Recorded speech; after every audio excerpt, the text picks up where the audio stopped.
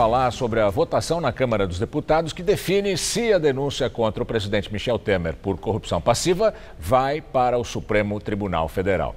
Já são 120 votos a favor da rejeição da denúncia e 84 votos contra, para que ela seja possível no Supremo. No microfone, os deputados têm de responder sim, não ou abstenção sobre o relatório que rejeita o prosseguimento da denúncia. Eles começaram a declarar a posição às 6h22 da tarde. São necessários, no mínimo, 342 votos pelo não, ou seja, contrários ao parecer, para que a denúncia seja mandada para o Supremo Tribunal Federal e os ministros avaliam se Temer deve se tornar réu. Na entrevista do dia com Maria Lídia Flandoli, os questionamentos jurídicos nas tomadas de decisão do Congresso e do Supremo Tribunal.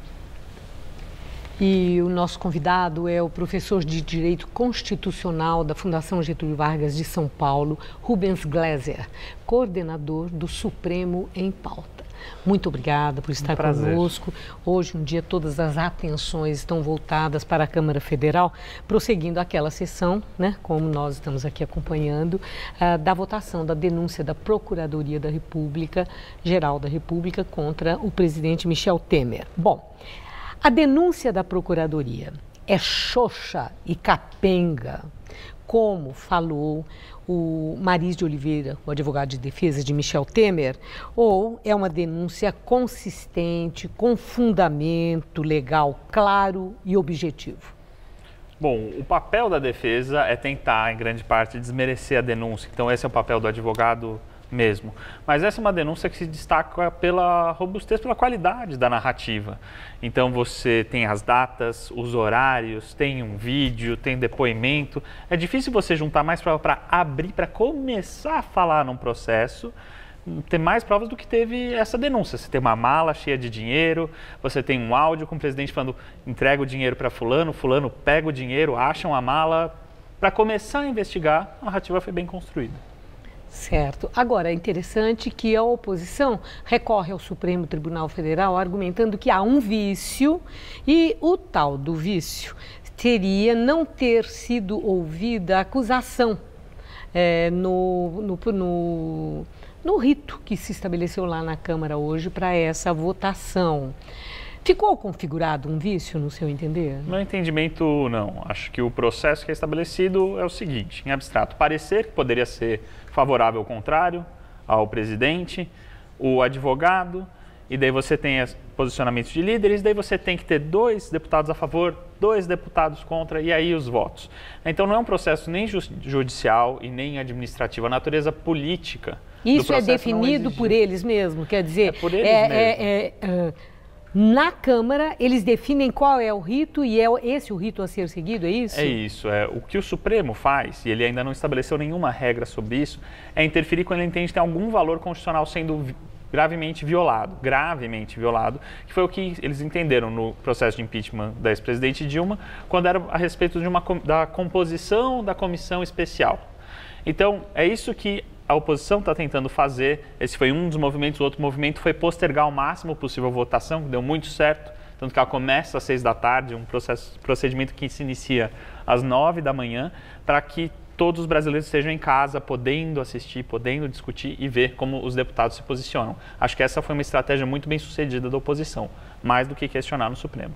Agora tem uma outra coisa, Michel Temer está sendo acusado de ter usado de expedientes para que a votação seja favorável a ele hoje, como a liberação de emendas para os parlamentares, aquela mexida que foi feita na Comissão de Constituição e Justiça na primeira votação, e também medida provisória que ele baixou, atendendo a pleito da bancada ruralista. Quer dizer, tudo isso como manobra política que, no entender daqueles da oposição que acusam, ferem a Constituição. Então, a minha pergunta é isso. Essas manobras todas ferem preceito constitucional ou são manobras políticas questionáveis moralmente?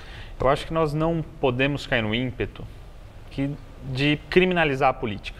E faz parte a política. A política tem uma certa...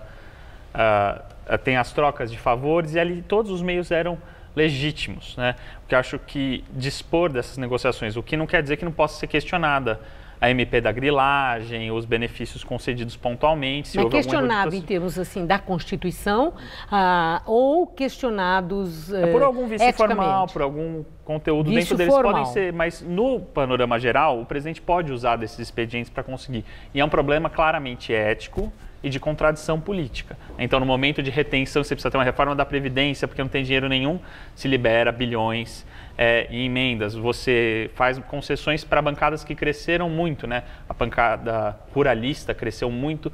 E para garantir um resultado de votação que salva o presidente por um dia a mais. Porque se houver a nova denúncia, como parece que vai ter, esses votos de hoje não estão garantidos, porque essas alianças são efêmeras, elas são feitas com base em vontade de mas troca. independente, não vamos nem falar da próxima denúncia, vamos deixar para conversar se ela Sem for dúvida. apresentada. Mas ainda em relação a essa denúncia, vamos admitir a hipótese que a denúncia, que haja o arquivamento, que Temer saia vencedor hoje. Certo.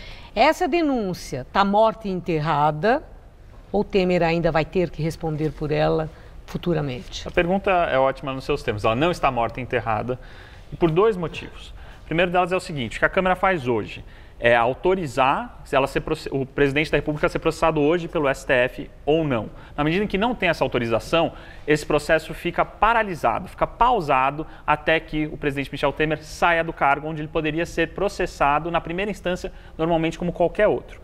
Mas um segundo efeito é que o deputado Rocha Loures, o homem da mala, pode ser processado desde já. Então, isso eventualmente pode levar a um processamento em primeira instância, eventualmente a uma delação premiada. Então, assim, o governo se salva muito por hoje mesmo, ainda que se refira a essa denúncia.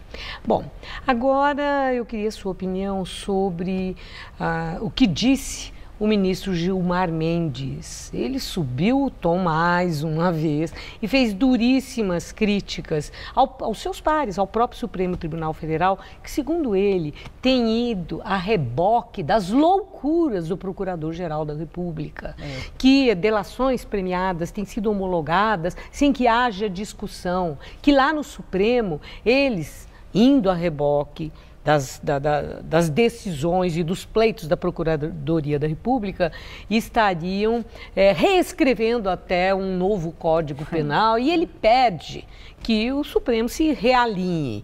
Bom, o Supremo tem agido assim no vai da valsa, dança conforme a música, perdeu a compostura? É engraçado, né, como as coisas, dependendo do contexto, as reclamações mudam, os atores que reclamam mudam. O que a gente tem é um problema geral no Supremo, que cada ministro faz o que quer desde sempre. O que você tem era os poderes dos ministros sozinhos resolverem um monte de coisa, entre elas delações, desde sempre. Isso às vezes dá algumas incoerências. A gente teve o ministro próprio, Gilmar Mendes, que indeferiu a subida de Lula para o ministério com os critérios, Celso de Mello não indeferindo do Moreira Franco com critérios diferentes. Ninguém reclamou, nada precisou ser alinhado, nunca foi decidido pelo plenário. Então eles têm esses poderes. Então há um desgaste das instituições na fala do ministro Gilmar Mendes que me parece excessiva. Agradeço muito sua entrevista. Uma boa noite, muito obrigada. Boa noite.